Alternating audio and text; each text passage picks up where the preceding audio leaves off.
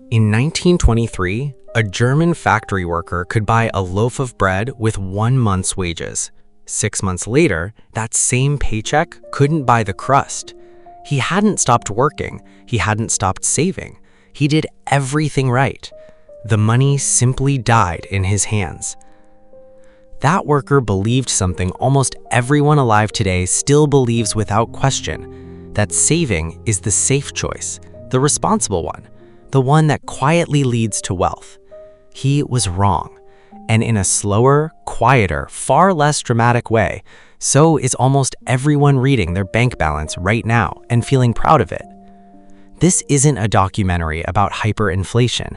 It's about something stranger, something that hides in plain sight inside every responsible financial decision you've ever made.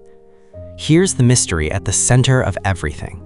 Two people can save the exact same amount of money for the exact same number of years with the exact same discipline and end up in completely different financial worlds. One of them will call it bad luck. The other will know luck was never involved. By the end of this, you'll know which one you are. Save your money, cut the coffee, skip the vacation, build the emergency fund. It's the first financial commandment anyone ever hands you. Parents, banks, books, gurus, nobody questions it because questioning it feels reckless. But here's what almost nobody tells you. Saving was never built to make you rich. It was built to keep you from being poor. Two completely different jobs. Most people never notice they've confused them. And that confusion is expensive. Because right now, in your account, sitting untouched, feeling perfectly safe, your money is losing value. Not from theft, not from a crash, from something far quieter and far harder to see coming. Picture a bucket with a hole in the bottom. You keep pouring water in. That's saving. The hole never closes. That's inflation. The steady rise in prices that eats away at money left sitting still. Historically, prices in developed economies have crept upward by roughly 2 to 3% a year. That number sounds almost too small to matter. That's exactly why it works. A leak too small to notice today becomes a flood 20 years from now. And the cruelest part, you won't feel it happening. Your balance will keep climbing the entire time. You'll check your account, watch the number grow, and feel like you're winning. But there's a second number moving in the background, one no app ever shows you. The price of everything you'll eventually need to buy with that money, and it's been climbing the whole time, quietly outrunning you. Think about what $1 could buy 50 years ago: a full tank of gas, a week of groceries, a movie ticket with change left over. Now, think about what that same dollar buys today. Nothing dramatic happened between then and now. No single event, no crash, just years of the leak doing its slow, patient work while everyone assumed their savings were standing still. They were never standing still. They were shrinking the entire time, just too slowly for anyone to feel it happen in real time. So if saving alone can't win this race, what actually can? In the 1990s, two researchers set out to study American millionaires. Not the ones of private jets, the invisible ones, the neighbors nobody suspected. What they found broke the entire myth. These millionaires drove modest cars, lived in ordinary houses, looked from the outside exactly like disciplined savers. But look one layer deeper, and the story changes completely. Their money wasn't sitting in a checking account collecting dust. It had been placed somewhere it could grow. Businesses, real estate, retirement accounts, investments. Saving was where their wealth started. It was never where it came from. The balance was the seed, never the harvest. Which raises the real question this entire documentary is built around. If saving isn't what separates the wealthy from everyone else, what is? There's a mathematical force so powerful that Albert Einstein is often, inaccurately, credited with calling it the eighth wonder of the world. True or not, the description isn't far off. It's called compounding, and it doesn't play the rules your brain expects. A dollar that earns a return doesn't just grow, it grows on top of its own previous growth. Quietly, invisibly. For years, it looks like almost nothing is happening. That's the trap. Because compounding isn't a straight line, it's a curve. Slow, unremarkable, almost boring in the early years. Then, without warning, it bends upward and starts moving faster than anyone expected. Most of the growth doesn't happen at the beginning. It happens late, after the base has grown large enough for the multiplication to finally become visible. Which means the people who give up early, the ones who pull their money back to safety the moment growth feels too slow, walk away right before the payoff was about to arrive. Think of it like a snowball rolling down a long hill. For the first stretch, it barely looks like it's growing at all. You could walk faster than it rolls. Most people watching would assume nothing is happening. But the hill doesn't end, and somewhere past the point most people give up watching, the snowball has picked up enough mass that every additional rotation adds more than the last 10 combined. Two people, same income, same discipline. One kept their money defended, the other let it work and waited long enough for the machine to actually start running. The tragedy was never a lack of understanding. It's that people understand compounding with their minds and abandon it with their emotions, right before the curve turns upward. If growing money beats saving it, why does almost everyone still choose the savings account over the investment?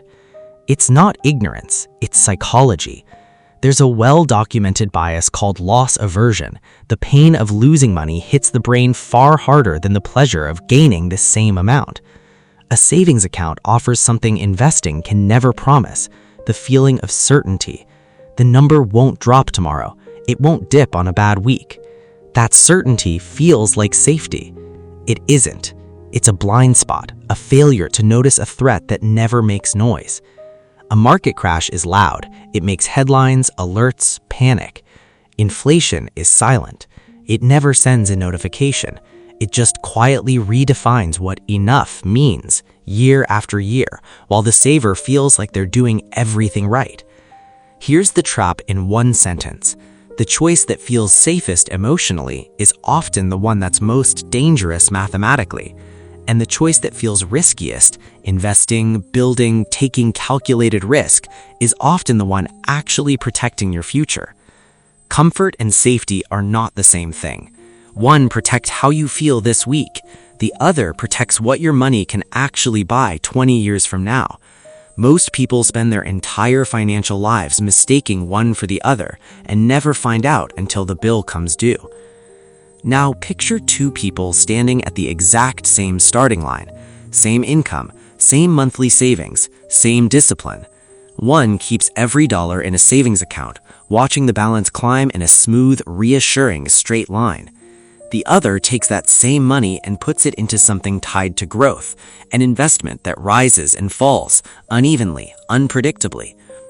For the first 2 years, the saver looks like the winner. Their line is steady. The investor's line wobbles. But stretch that timeline to 20 years, 30.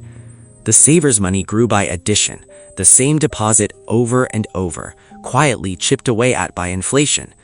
The investor's money grew by multiplication, each year's gains compounding on top of a larger and larger base. By retirement, they haven't just ended up with different account balances, they've ended up in different financial realities. One has enough to live the life they planned.